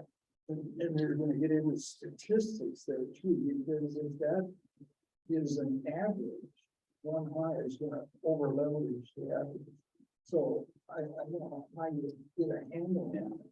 I mean, I tell the story all the time. Scott Harrison came into my office in the first couple of years I was in the business and started talking to me about ADRs and bill accounts and all of that. And I was like, ooh, I better learn about this stuff. This Scott's a pretty smart guy. And then I went away and realized that it doesn't really apply to our business because we have such highly differential use between owners and guests. And season's a little bit different and everything else. And I have such a wide variety of properties that the averages don't necessarily. Average is just one indicator of simple tenancy, and you may have to use other. What if you ballpark and said it's 300, if the average nightly rental is $300 a night? And the average, average occupancy, I think pretty consistently, this is 50% occupied. And then we had 280 rentals. that would mean that collectively vacation rentals would be collecting about $450,000 a year in lodging. tax, if you just use some real broad stroke numbers.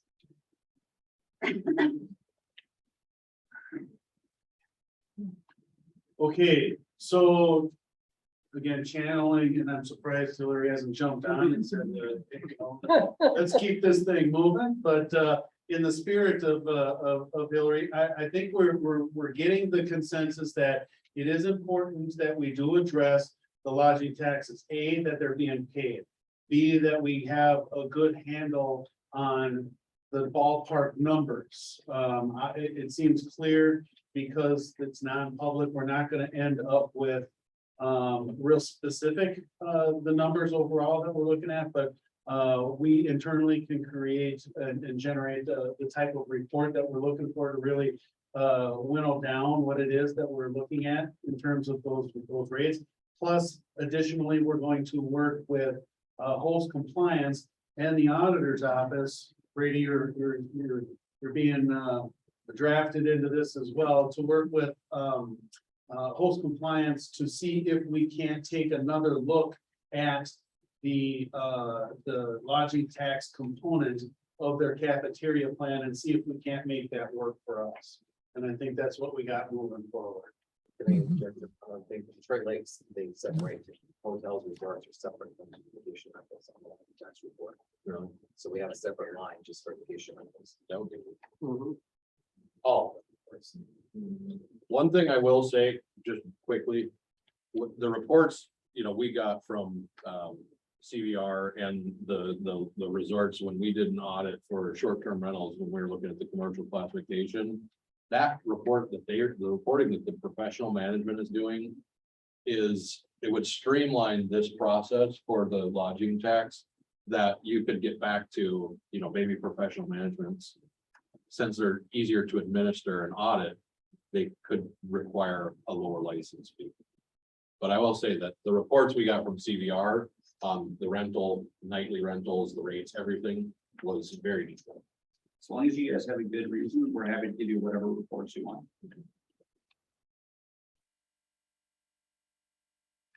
Okay. Ready to move on? Okay, so we'll turn to the license transfer. This one's an interesting one. We had a lot of discussion going into in the first time around, is a vacation rental license may be transferable upon the change in ownership of the property, provided that the new owner provide contact information or contact information is submitted to the Cook County Land Services Department so they can be informed of the license requirements.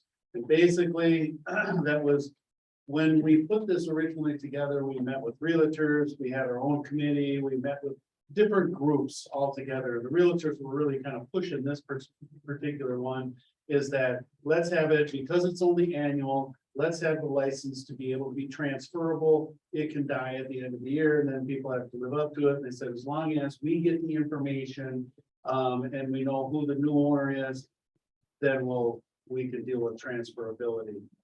So how does the group feel about transferability as we look at one? And even if we looked at two, I'm not a super fan of the 2-year license, only because of, well, I've already kind of gone over some of that, but we can certainly talk about 1 or 2 year license fees and all that kind of stuff, but transferability. What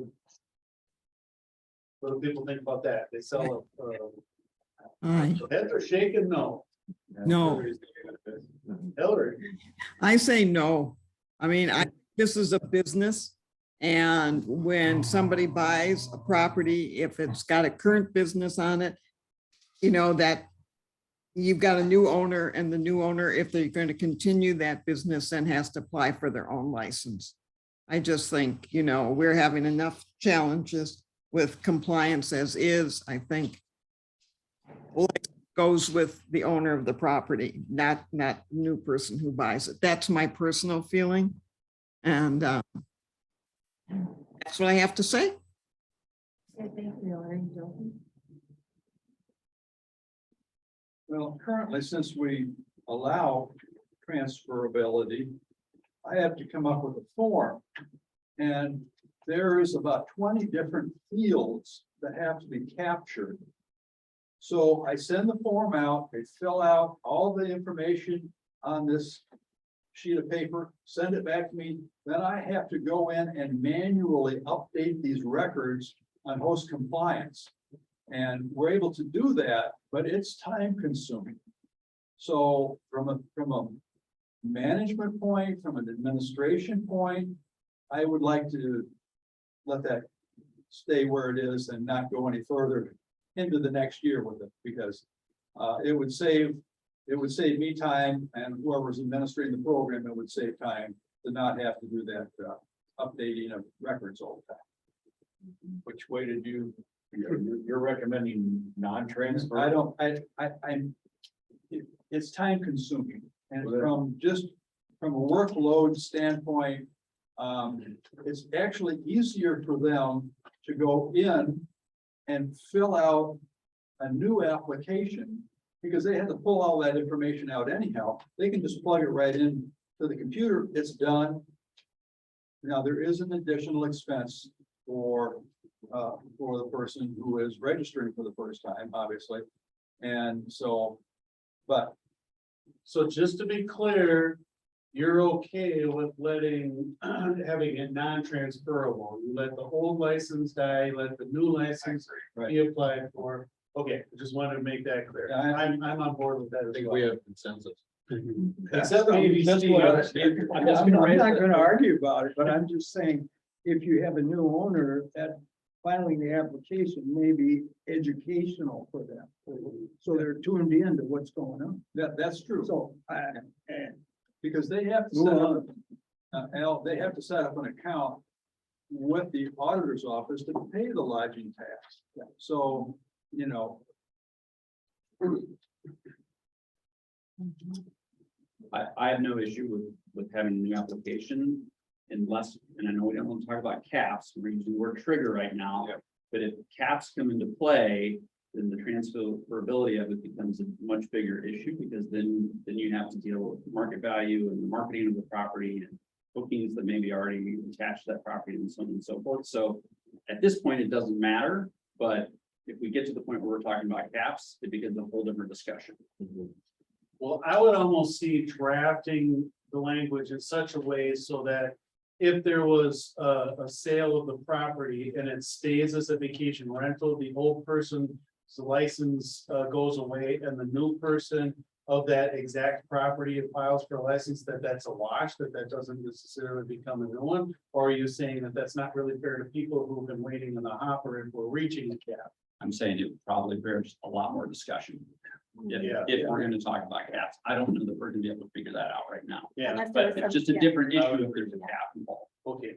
So since we're not talking about caps, I think, well, the sense that I did get is like, new license, non-transferable. Unless if it backs us into a corner for the future, in which case, I don't think it's a good idea. well, we can come up with a scheme to look at parcel identification numbers as the key. And new parcel identification numbers would add to the number that would reach the trigger rather than an existing one. Joseph, when you, oh, sorry, Superintendent. I mean, I think that's fine, but then the only thing that you should maybe consider is that then you're attaching a value to that particular parcel ID that maybe adds more value to that parcel than the one right next to it. And I don't know if that's something we want to do or not from an equity standpoint. When you do a transfer, the cumbersome process you're talking about, does the new owner then have to go, do they go through a renewal or do they go through a new application process? I'm sorry, I'm having a little trouble with the fan. Oh, that's here. okay. We So- can't hear that. Oh, okay, I'll shout. So when you do the transfer, let's say there's a sale and they transfer the license currently, does the new owner then have to, at the end of the year, go through a renewal? Do they get a license renewal, or do they have to reapply as then a new owner? They go through a renewal because they have an existing license number assigned to them. So I hear what you're saying, and I think one of the challenges we're gonna get, probably why the realtors, putting my, realtor hat on. Part of the problem is you're marketing a property as an asset, revenue producing thing. And if it's not guaranteed, like well, first of all, it's not transferable, then realtors are gonna have to be very explicit with clients. This is, you have to get your own license, there's no guarantees. And if there's a trigger or cap or whatever thing, that changes it incredibly, because then it becomes, then that could have a reverse effect of increasing property values more, because we're basically creating a bidding war for permits. Yeah, for existing rentals. Right, We want to avoid that. right. So, I mean, just to your point, if we're thinking about doing a trigger, or potentially having a cap in the future, and this could be changed down the road. We could say no transferring for now, and if we do hit the cap, then we revisit that, but we're gonna have to keep that on our radar, and we're gonna be very clear with the real estate community. This is what we're doing, talk to your clients about this, because we could take a lot of people off, and it's gonna affect values quite a bit. The other thing though, to think about transferring, I agree, like barring the cap trigger thing. I think just thinking about any development you would do, or any license you have, it's explicitly a contract between the permitter and the permittee. And when you change ownership, you're entering into a relationship with someone you don't know. So I think it's generally in the public's interest to restart that relationship, because I know Bob submitted all this stuff to me as the county. He approved it, he was on the ball, I know how to reach him, he sold the property, I have no idea who this person is, they didn't go through the full process. I just think it's prudent to say, oh, it's not a shoo-in. You've got to come and start that relationship, and you've got to submit all the stuff yourself. And, because it could go downhill very quickly if you have poor management and ownership. So I think that there are reasons to not transfer it generally, but again, just keeping the cap thing in mind, we should be conscientious to that. Yes. Okay, so two things real quick. I have a feeling that we're probably gonna hit the date deadline to talk about the cap first, so January of 2024, we'll be having this discussion. All right, so that's fine. Secondly, we already do have in place by the state of Minnesota, the mechanism was changed to allow us we have conditional use permits and we have interim use permits. Conditional use permits, they run with the property. No matter you sell the property, they just keep going on and on and on. All right, so those are applied to things where there's a lot of infrastructure put into place, a lot of things that really don't are really invested into it. Interim use permits are used almost exclusively for those things that would end. They have to have an end point, and either there's a 1 year, 3 year, 5 year, or more typically a change in property. And it's just because of exactly what you said. We know and we see your application, and we've talked to you, your neighbors know you. We don't know what's going on for like sled dog operations or a lot of different things out there. There are interim use permits, and they specifically die out when the property is transferred, and then that new person has to apply. So it already exists in our county and in our structure already. So that's why I'm okay with having a non-transferable license, and then having this discussion in January of 2024. Okay, anything else on the license transfer? Maybe before we move on to 6.1, item number 7, other suggestions and recommendations in our last 20 minutes. Did you want to throw out that idea about any other suggestions, recommendations? Well, we can, I think, actually, I had read through item 6.1 and 6.2. I hadn't really jumped on 6.3, but those are all dealing with enforcement. And I think that we probably have consensus in terms of those things are really good. They just need to be done. And so I think Bob, did you have some dissent? I just wanted to point out something. I bet it's been on my mind the whole meeting. Now, Attorney Hicken is not present, but I do recall in a separate meeting with Attorney Hicken, she did say, if somebody's in violation of the ordinance, it's a misdemeanor charge for every day that they're in violation. She pointed out that she has not had any referrals. I mean, if I'm a property owner and I'm getting a letter from the county attorney saying every single day you're going to be charged with a misdemeanor, I'm going to become compliant, whatever it takes. I mean, some properties, they just can't become compliant. Now, we sent a letter out on the RV, the recreational vehicle they can't be compliant. You can't do that. They're no longer renting. It's not advertising. So we have had some effective enforcement.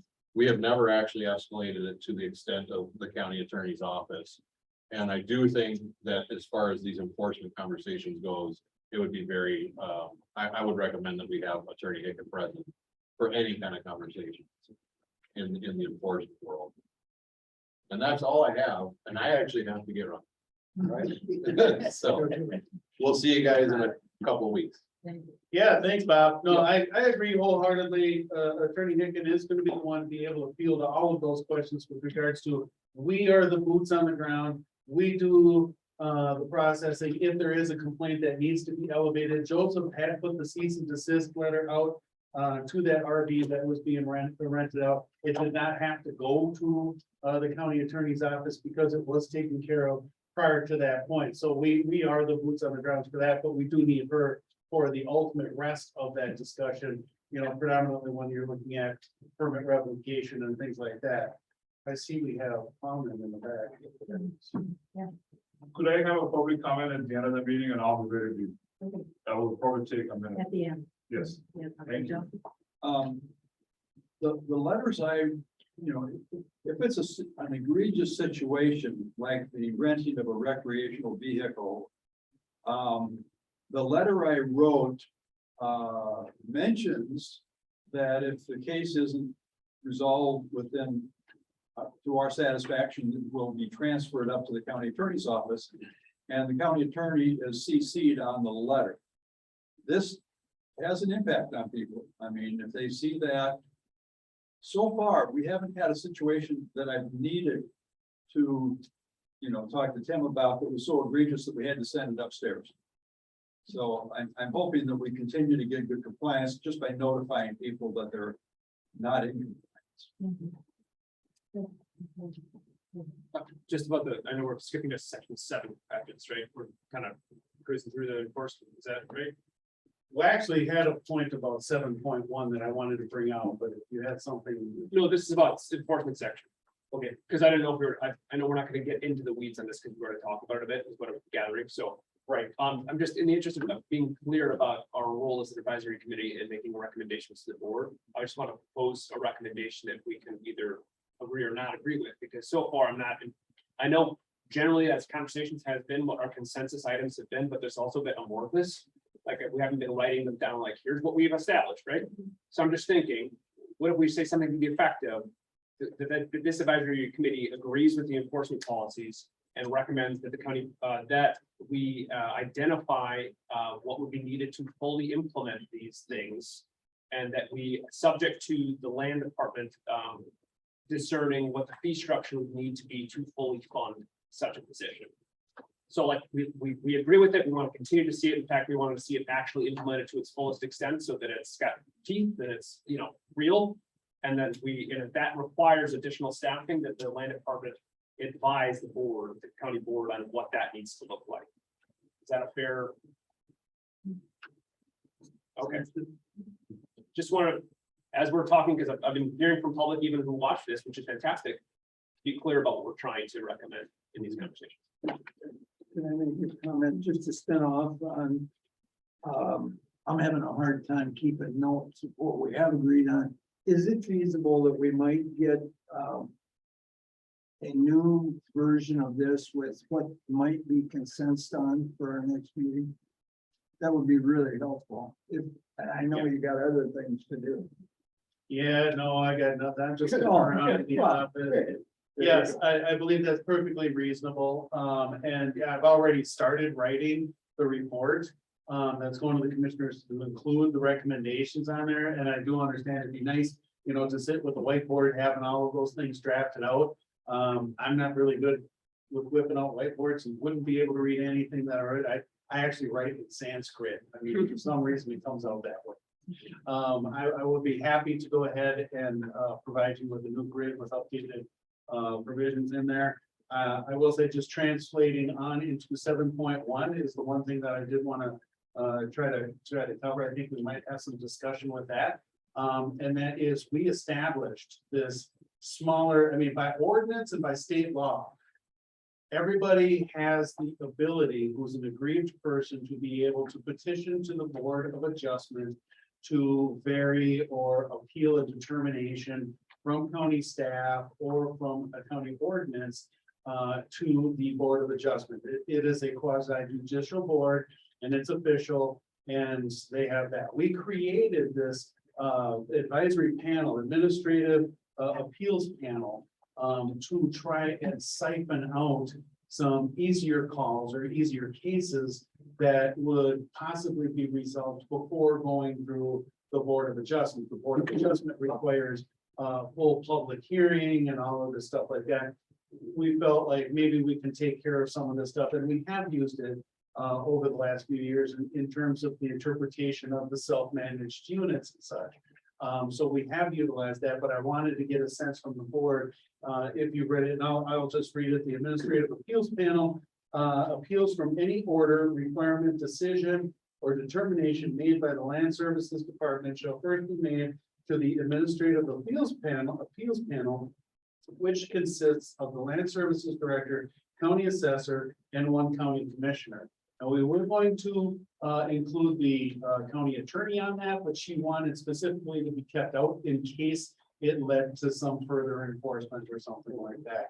So basically, it's been me and Bob and then a county commissioner, and that's rotated over the course of time. And we have met a couple times, and that's just, it's a way to try to intervene or to try to get something done on an easier basis before making it as an official public hearing. Now, is everybody okay with that, or should we relook at that part? I'm sensing we're okay with that. All right. So then, Madam Chair, that kind of brings us to the end. That 7.2, all that does say is that what I just said is that by state statute, people have their ability to appeal decisions from the appeals panel or from decisions of the board or the ordinance to the Board of Adjustment. And if people want to challenge the decision of the Board of Adjustment, then they would have to go ahead and take it to district court to get those appeals. Sir, Tim, just to, I'm a little messed up. The Administrative Appeal Panel is an advisory committee to the LBAE, or is it, or they have, and that's actually a panel that they make a decision and then it would be appealed to the local board? The decision that the appeals panel, if it's acceptable, it just goes. Sure, but if, I'm saying if the appellant says, right, no, I don't agree with that. Then it goes to the Board of Adjustment. Okay, that's what I was trying to figure out. Thank you. Yeah. So it's a step-by-step process. Do you as the appeals panel actually make a written decision, or is it just a negotiation? No, in the times that we have met, we've come out with written decisions that we've met or that we've made and then sent out to the people that will make the appeals. So they're documented. And so, Madam Chair, that brings us to the end of that section. So there would be those two items then. Any other suggestions or recommendations and or comments, public comment? The two items are, Well, it just is the other suggestions and recommendations, what I had wanted to do. I know we've gotten some letters in, we've gotten some public comment letters in. That say, hey, we suggest you do this or do that, and we wanted to have some kind of free time for discussion. With the committee after we've gone over all of the specific provisions that are already in the ordinance to say, okay, well, wait a second, and come up with different recommendations that they'd like to see in a specific provision. okay, so then are we ready for the next step? For the next meeting? Okay, yeah, we have 10 minutes left. We probably don't have a lot of time to discuss those next things. And what I would say is that going into the next meeting, I will gather up all of the information that I've had. I will send out a survey to the other counties to kind of dig into some of those other things and they're kind of used to seeing those surveys from me about specifically vacation rental, so that'll be fine. We're gonna work internally to work with the lodging tax situation and perhaps forms and work with host compliance to see if we can't utilize their services in with the lodging tax components and collection of that, which I really would love if we'd be able to do that, if they could somehow structure that to the P and districting scenarios that we have. And I will get a new grid out to you hopefully by the end of this week then. With the decisions that you're talking about out in terms of, okay, here are those provisions, here's what we have for general consensus. And I don't think any of them will say, discussion needed, except for those maybe that we want, County Attorney Hicken, to be involved in, with regards to the enforcement portions.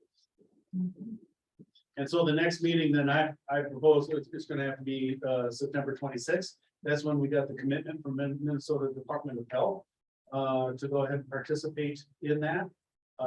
We are running into our time, so hopefully we can get things.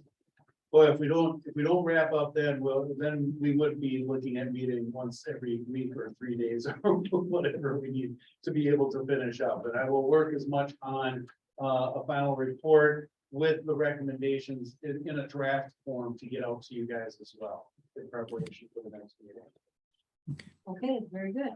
So we have a comment from Tom. Chair, members of the committee, thanks for allowing me to speak. I'll be very brief. There was a discussion about calculating occupancy and maybe based on rate. Just keep in mind that we don't really have a good way for as an owner to, well, I'll take a step back. When we use the cabin as an owner, we have to block that period of time. The same applies for when we do repairs or when we simply say, well, I'm gonna be away for a month. I just don't want to have any issues. I'm going to block them. So I'm not sure how that host compliance works, but keep in mind that this will show as occupied on the calendar. So I'm not sure how that's handled. Two, all these conversations and me being owner of vacation rental company, think, I think it would be a benefit to all if we had some kind of a training sessions or something that when you apply for a vacation rental license, you receive information that covers. Yes, that's not going to cover the people don't apply for the vacation rental, but maybe you will have training session prior to the application process starting where we're going to invite owners that are thinking about applying and say, okay, so this is what you have to do. You have to follow this step and this step. And this is how you apply. This is how you submit your taxes. This is where you call if you have this question. This is who you call if you have this question. I think will prevent a lot of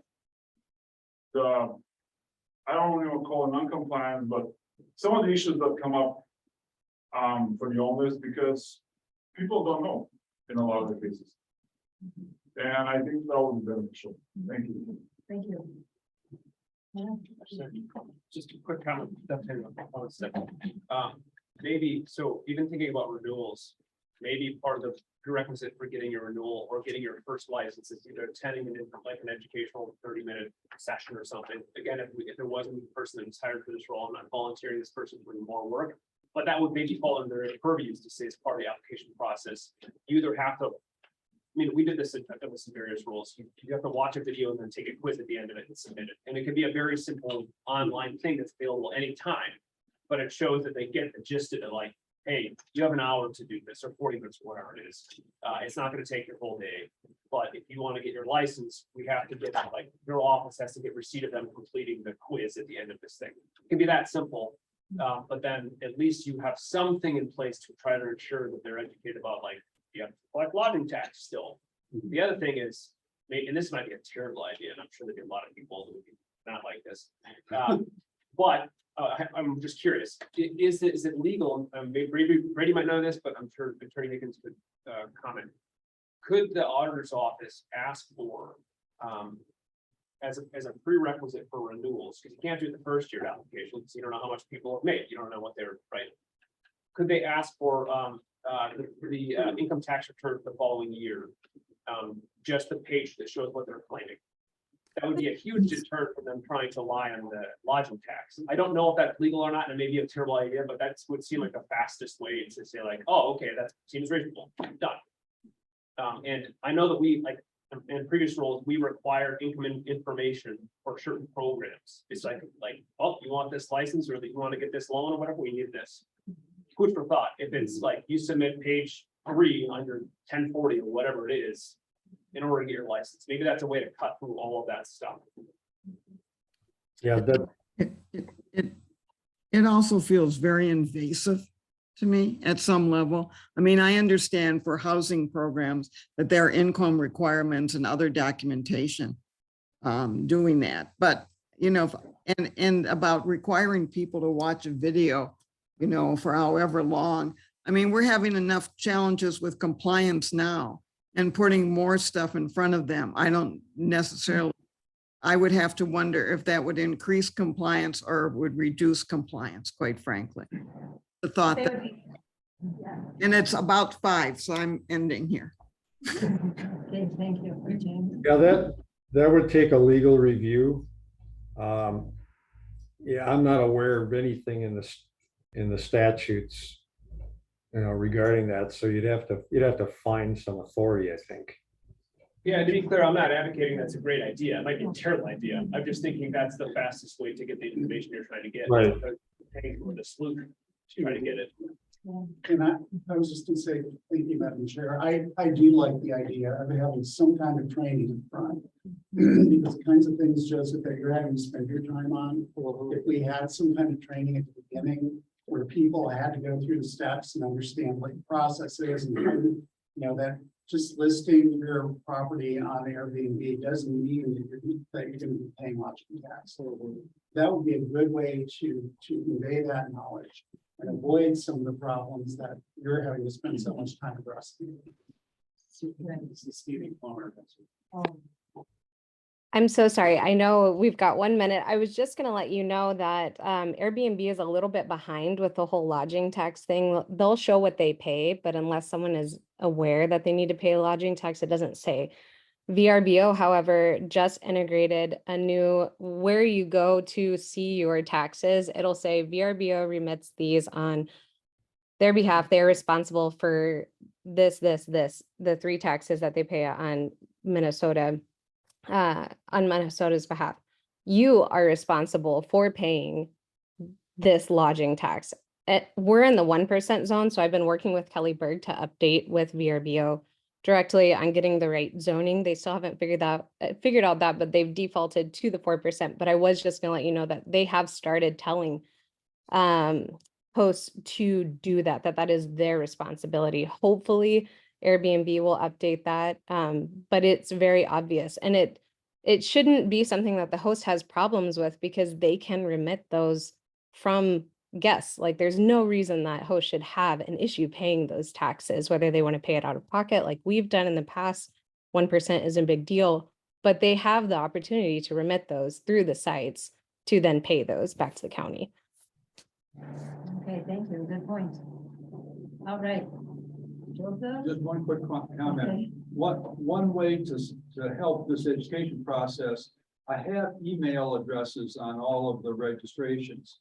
So we can put together just an email that has some attachments that gives the basic information of what their responsibilities are in terms of managing their property and stuff.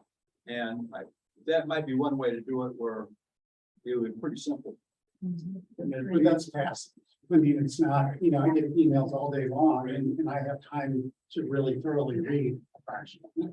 So. The self-certification, I think we're talking about a lot of self-certifications through here. I think it's important.